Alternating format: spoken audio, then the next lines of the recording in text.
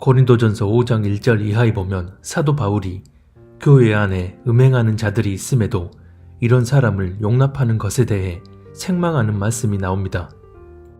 너희 중에 심지어 음행이 있다 함을 들으니 그런 음행은 이방인 중에서도 없는 것이라 누가 그 아버지의 아내를 취하였다 하는도다. 그리하고도 너희가 오히려 교만하여져서 어찌하여 통하니 여기지 아니하고 그 일행한 자를 너희 중에 쫓아내지 아니하였느냐. 내가 실로 몸으로는 떠나 있으나 영으로는 함께 있어서 거기 있는 것 같이 이런 일 행한 자를 이미 판단하였노라. 고린도전서 5장 1절로 3절. 2절에 보면 그런 음행하는 자를 왜 교회 안에서 쫓아내지 아니하였느냐고 말합니다. 이 말인즉 이런 죄악은 결코 용납해서는 안 되기 때문에 이 죄를 계속 범하고 있는 자는 반드시 교회 안에서 내보내야 한다는 것입니다. 그리고 5절에 보면 아주 의미심장한 말을 합니다. 이런 자를 사탄에게 내주었으니 이는 육신은 멸하고 영은 주 예수의 날에 구원을 받게 하려 함이라. 고린도전서 5장 5절. 어떤 분들은 종종 한 번 구원은 영원한 구원이라는 교리를 합리화하기 위해 이 구절만 딱 떼서 적용하는 경우가 있습니다. 그래서 이 구절을 해석할 때 죄로 인해 육신이 죽는다 하더라도 결국 영은 구원을 받게 된다는 1차원적인 해석을 합니다. 하지만 이 말씀은 그런 의미가 아닙니다. 이 구절은 5장 1절부터 이어지는 말씀을 통해 진짜 의미를 이해할 수 있습니다. 사도 바울은 분명 음행하는 자들을 교회 안에서 내쫓으라고 말하고 이런 자들을 사탄에게 내줌으로써 그들의 육신은 멸하고 영은 구원을 받도록 하기 위함이라고 말씀합니다. 이 말씀의 의미를 이해하기 전에 먼저 이런 죄에 매여 있는 자를 교회 안에서 내쫓을 수밖에 없는 상황을 면밀하게 살펴봐야 합니다. 히브리서 3장 13절에 보면 죄의 유혹에 빠지지 않게 하기 위해 매일 권면을 해줘야 한다고 말씀합니다. 오직 오늘이라 일컫는 동안에 매일 피차 권면하여 너희 중에 누구든지 죄의 유혹으로 완고하게 되지 않도록 하라. 히브리서 3장 13절. 권면이란 단어의 사전적 정의는 알아듣도록 권하고 격려하여 힘쓰게 하다입니다. 즉 처음부터 죄를 짓지 않도록 경각심을 불어넣어주고 만약 죄의 유혹에 빠졌을 때에도 그 죄에서 벗어날 수 있게 권하고 격려해줘야 한다는 것입니다. 교회 구성원 가운데 누군가가 음행하는 죄를 지었다면 충분히 알아듣도록 얘기해서 죄에서 벗어날 수 있게 해주는 것이 기본이고 그럼에도 끝내 죄에서 돌이키지 않는다면 안타깝지만 네가 그 죄에서 돌이키지 않으면 우리와 함께 할 수 없다는 것을 충분히 얘기해주고 자신이 지은 죄가 얼마나 심각한 문제인지를 분명하게 인식할 수 있도록 해줘야 한다는 것입니다. 그래서 어쩔 수 없이 그 사람을 교회 안에서 내보내게 됐을 때 육적으로 보면 그 사람을 교회에서 내보냄으로써 사탄에게 내주는 모양이지만 영적으로는 그런 조치를 취함으로써 그 사람에게 죄에 대한 바른 인식을 심어주는 것이기에 그 사람의 진짜 생명을 살릴 수 있는 가장 본질의 행동이 되는 것입니다. 그래서 육적으로는 교회에서 내보내는 것이 사탄에게 내주고 육신은 멸하는 것이지만 그 영은 주 예수의 날에 구원받도록 하기 위한 것입니다. 그런데 교회 안에 그런 음행하는 자가 있다고 해서 그 사람을 비난하고 손가락질하며 꺼져 하고 내쫓는다면 죄에 대한 심각성과 바른 인식을 갖기는커녕 잘못된 감정만 더욱 품고 오히려 죄를 죄로 여기지 않으며 더 깊은 죄의 늪에 빠져들 수 있기 때문에 육신은 멸하고 영은 구원받게 하려 한다는 이 말씀은 적용될 수가 없습니다. 또 반대로 교회 안에 음행하는 자들이 있지만 서로 품어주고 용서하는 것이 사랑이라 여기며 그 사람의 죄를 용납한 채 교회 안에서 함께 교제한다면 그 죄에 머물러 있는 그 사람은 자신의 죄를 큰 죄로 여기지 않을 뿐 아니라 아예 죄 자체로 여기지 않게 될 것이고 이렇게 되면 육신은 사탄에게 내주고 영은 구원받게 하는 게 아니라 육신을 살리고 영을 사탄에게 내줘서 멸망받게 해버리는 꼴이 됩니다. 즉, 진짜 생명인 영은 죽이고 썩어 없어질 육을 살리는 경우가 되는 것입니다. 그래서 이 고린도전서 5장이 말씀하고자 하는 본질적인 의미는 우리 눈에 보이고 귀로 들리고 몸으로 체감하는 육신보다 우리 눈에 보이지 않고 귀로 들리지 않고 몸으로 체감할 수 없지만 무엇이 본질이고 또 그 본질에 입각한 사랑의 행동인지를 말씀하고 있는 것입니다. 그리고 이 말씀의 적용 대상은 불신자들이 아니라 교회 안에 하나님을 믿는다는 이들입니다. 그래서 고린도전서 5장 10절 11절에 보면 세상에 속한 자들이 이런저런 죄를 짓는 경우를 말하는 게 아니라 형제라 일컫는 자가 음행하거나 탐욕을 부리거나 우상숭배하거나 등등 죄를 짓고도 돌이키지 않을 때 그런 자와는 함께 사귀지 말고 교제해선 안 된다고 말씀하는 것입니다. 그리고 그런 자들을 공동체 안에서 내보내라고 말씀합니다. 밖에 있는 사람들을 판단하는 것이야 내게 무슨 상관이 있으리오마는 교회 안에 있는 사람들이야 너희가 판단하지 아니하랴. 밖에 있는 사람들은 하나님이 심판하시려니와 이 악한 사람은 너희 중에서 내쫓으라. 고린도전서 5장 12, 13절. 이것이 바로 교회의 거룩함을 지켜내기 위해 성경이 말씀하는 구별됨의 기본 영적 원리입니다. 우리가 짓는 죄의 종류와 그 해결 방식은 크게 세 가지로 나눠 볼 수 있습니다. 첫 번째는 아무도 모르게 짓는 은밀한 죄입니다. 이런 경우는 모든 죄를 다 아시는 하나님 앞에 나아가 돌이켜 회개함으로써 해결하면 됩니다. 두 번째는 사람과의 관계에서 짓는 죄입니다.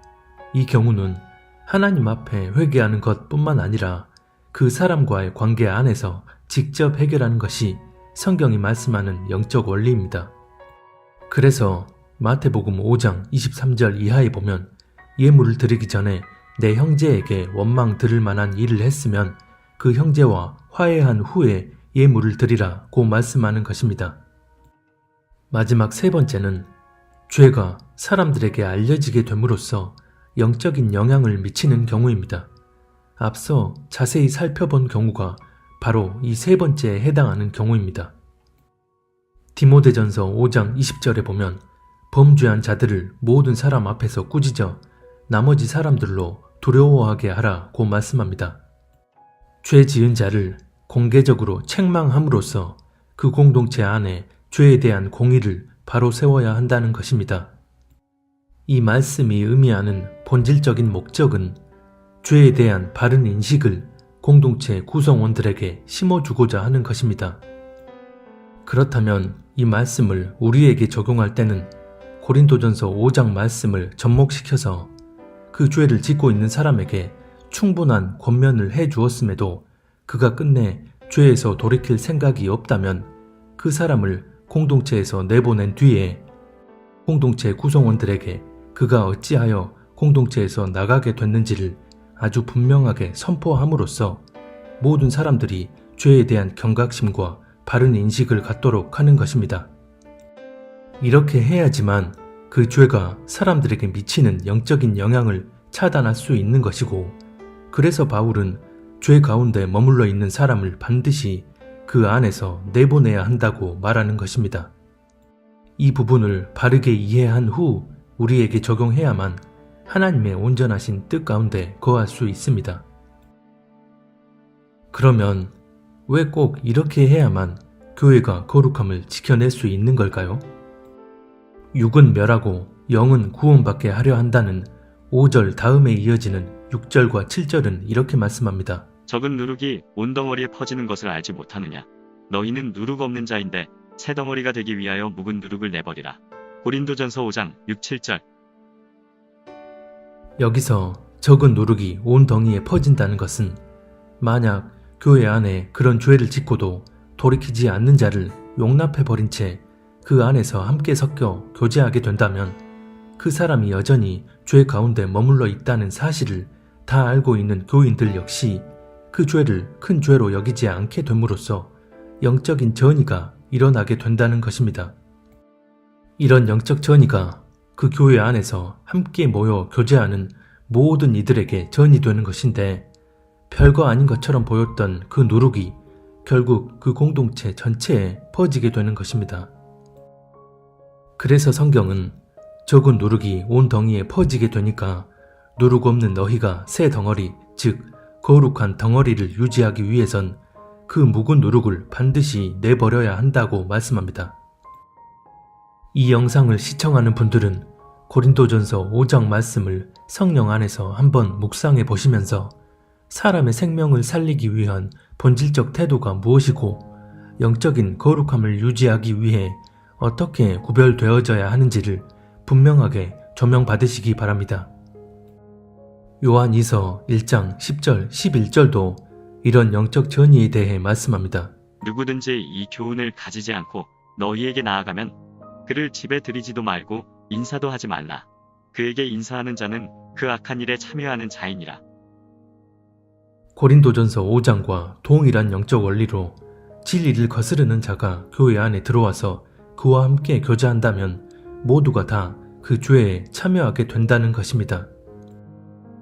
성경은 계속해서 눈에 보이는 육신이 아닌 보이지 않는 영이 본질이라는 것을 말씀하고 있고, 그래서 구주 되신 예수 그리스도를 믿고 그 뜻대로 나아가는 진짜 교회라면 영적인 차원에서 진리에 입각한 바른 행동 양식이 무엇인지를 이해하고 반드시 그렇게 행동해야 함을 강조합니다.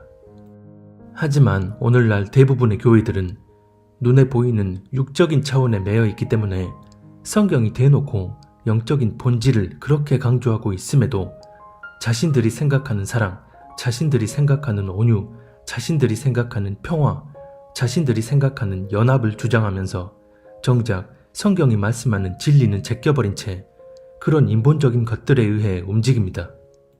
그래서 교회 안에 죄를 아무렇지 않게 짓는 이들이 있음에도 하나님이 우리 죄를 다 용서하셨으니 우린 다 구원받은 하나님의 자녀입니다 라는 그럴듯한 인본적 교리를 설파하며 썩어 없어질 육신은 살리고 본질인 영은 사탄에게 내줌으로써 구원받지 못하게 만들어버리고 있습니다.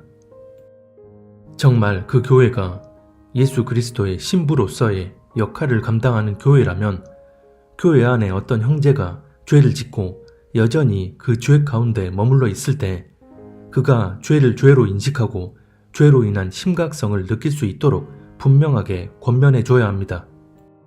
그럼에도 끝내 죄에서 돌이키려 하지 않는다면 인간적으로는 안타까운 마음이 든다 하더라도 진짜 그 사람의 영이 하나님 앞에 살고 교회 안에 다른 지체들을 살리기 위해서라도 그 사람을 진리의 사랑으로 권면하며 교회 안에서 내보내야 합니다. 이런 교회가 오늘날 너무나 극소수라고 여겨지는 게 저의 잘못된 생각이었으면 좋겠습니다.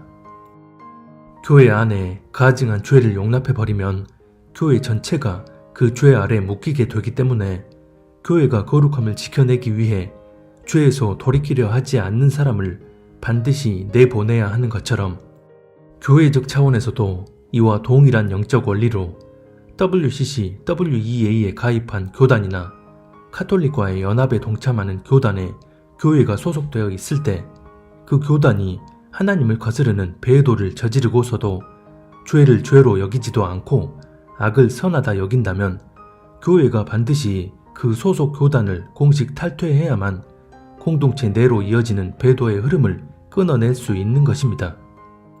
하지만 이런 가증한 배도 행위에 열을 올리는 교단들에 속해 있으면서도 교단을 탈퇴할 일말의 마음도 품지 않고 대수롭지 않게 여기는 교회들이 대부분인 게 지금의 현실입니다. 단순히 무지해서라기보단 본인 스스로의 종교적 기준에 의해 성경이 말씀하는 분명한 영적 원리를 분별할 생각도 하지 않고 받아들일 마음 자체가 애초부터 없기 때문이라고 보여집니다. 그저 안타까울 뿐입니다. 교회들의 전반적인 현실이 이러하다면 각 개인이 그 교단 소속 교회를 빠져나오는 것이 교회적 차원의 배도 문제에서 영적으로 구별되어질 수 있는 유일한 길입니다. 그리고 나서 개인적 차원의 거룩을 지켜내기 위해 주님과 동행하는 삶을 살아야 합니다. 데살로니가 후서 2장 10절에 보면 진리의 사랑을 받지 아니한 자들은 다 광명한 모양을 가장한 거짓에 속아 구원받지 못하고 멸망당한다고 말씀합니다. 진리의 사랑은 철저히 본질인 영적인 차원에 기반을 둡니다. 하지만 육에 매여 있는 이들은 영이 아닌 육적인 차원에 기반을 둡니다. 즉, 하나님이 아닌 자기 자신이 기준되는 것입니다. 그래서 육적인 차원에 기반한 자기 생각에 옳은 것 같으면 무조건 그걸 따라가 버리기 때문에 광명하게 포장된 거짓에 쉽게 미혹되는 것이고, 결국 진리의 사랑을 저버리고 미혹된 길을 택합니다. 자기 스스로 구원받기를 포기하고 멸망받기를 자처하는 것입니다. 무엇보다 교회 공동체를 이끄는 목회자나 사역자들의 경우 본인뿐만 아니라 본인의 잘못된 인도함으로 인해 공동체 구성원들을 다 구덩이로 이끌 수 있다는 엄중한 사실을 명심해야 합니다. 보이지 않는 영이신 하나님과 진정으로 교제하고 동행하며 사는 이들은 무엇이 본질인지를 잘 압니다. 그래서 육적인 모양이 어떠하든 영적인 차원이 본질임을 알고 영적인 차원에서의 하나님의 뜻을 헤아리고 그 뜻대로 나아가기 위해 힘씁니다. 지구가 속해 있는 우주 공간을 육적인 관점과 기준으로 본다면 지구를 비롯한 모든 행성들이 다 태양을 중심으로 돌기 때문에 하나님을 믿지 않는 이들은 지구가 속해 있는 우주의 중심이 태양이라고 말합니다. 그래서 그 명칭 또한 태양계라고 붙여놓았고 심지어 태양 자체를 신격화해서 우상으로 섬기기도 합니다.